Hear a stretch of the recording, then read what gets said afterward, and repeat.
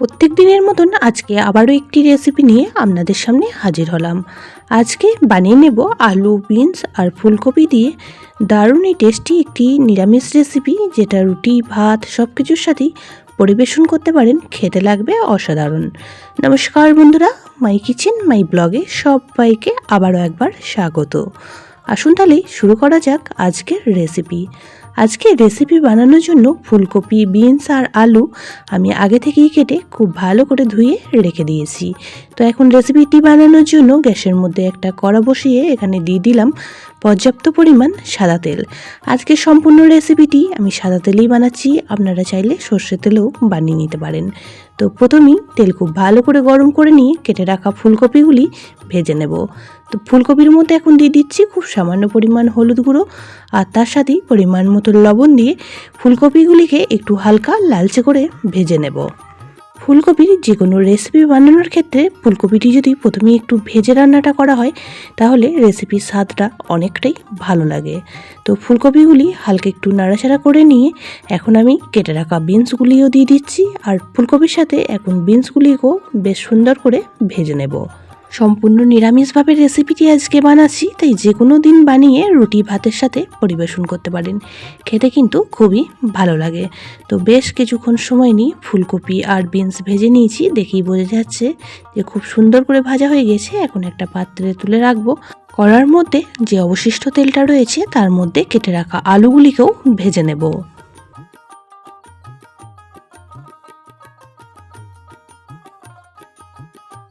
আলুগুলিও বেশ কিছুক্ষণ সময় নিয়ে ভেজে নিয়েছি। এখন তেলটা ঝরিয়ে তুলে রাখছি, আর কড়ার মধ্যে আবারও 1 চামচ পরিমাণ তেল অ্যাড করে দিয়েছি, আর তাতেই ফোড়ন হিসাবে ব্যবহার করেছি খুব সামান্য পরিমাণ গোটা জিরে। ফোড়নটিকে খুব সুন্দর করে ভেজে নিয়ে এখন এর মধ্যে অ্যাড করে দিচ্ছি একটা মশলার পেস্ট, যেটা আমি আগে থেকে বানিয়ে রেখেছিলাম 1 ইঞ্চি আদা, 2টো কাঁচা লঙ্কা আর একটা বড় সাইজ টমেটো দিয়ে।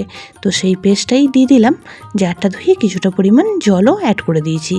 এখন একে একে গুঁড়ো মশলাগুলি অ্যাড করে দেব। গুঁড়ো মশলার মধ্যে এখানে দিয়ে দিলাম 1/4 চামচ হলুদ গুঁড়ো, 1/4 চামচ ধনিয়া গুঁড়ো, আর দিয়ে দিলাম খুব সামান্য পরিমাণ একটু জিরে গুঁড়ো। ঝালের জন্য দিয়ে দিলাম লঙ্কা গুঁড়ো। পেস্টটার মধ্যে আমি কাঁচা লঙ্কাও বেটে নিয়েছিলাম, তো ঝালটা আপনারা যে পরিমাণ মতন খাবেন সেই পরিমাণ মতন এখানে ব্যবহার করবেন।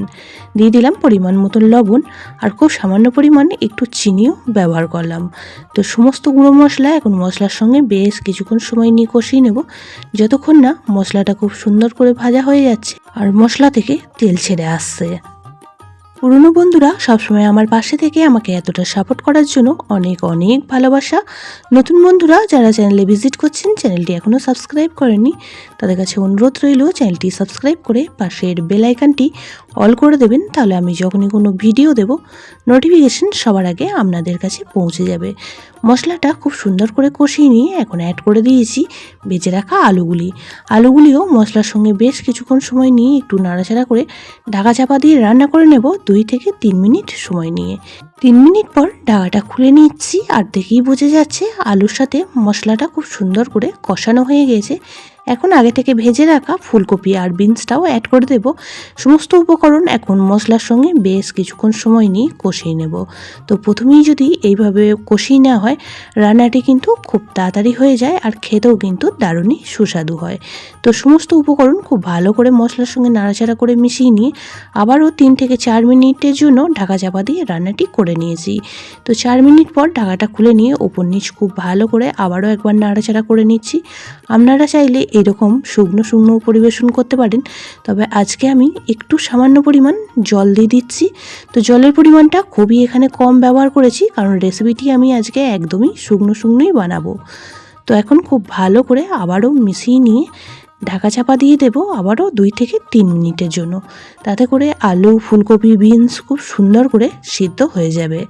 খুবই সহজ সাধারণ একটি রেসিপি আপনাদের সঙ্গে শেয়ার করলাম, ঝটপট তৈরিও হয়ে যায় আজকের রেসিপিটি।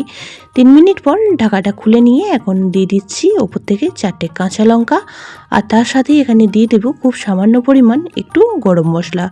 সমস্ত উপকরণ খুব ভালো করে নাড়াচাড়া করে মিশিয়ে নিচ্ছি, আর এই পর্যায়ে আলু, ফুলকপি, বিনস খুব সুন্দরভাবে সিদ্ধ হয়ে গেছে।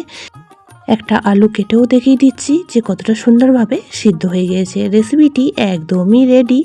যেহেতু সমস্ত সবজি প্রথমেই ভাজা ছিল তাই রান্নাটা হতে কিন্তু একদমই বেশি সময় লাগে না। এখন গ্যাসের ফ্লেমটা অফ করে দেব আর একটা পাত্রে নামিয়ে নেব।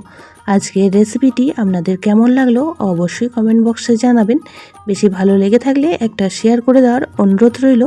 সবাই খুব ভালো থাকবেন, সুস্থ থাকবেন। আবারও দেখা হচ্ছে অন্য কোনো ব্লগ বা রেসিপির সাথে।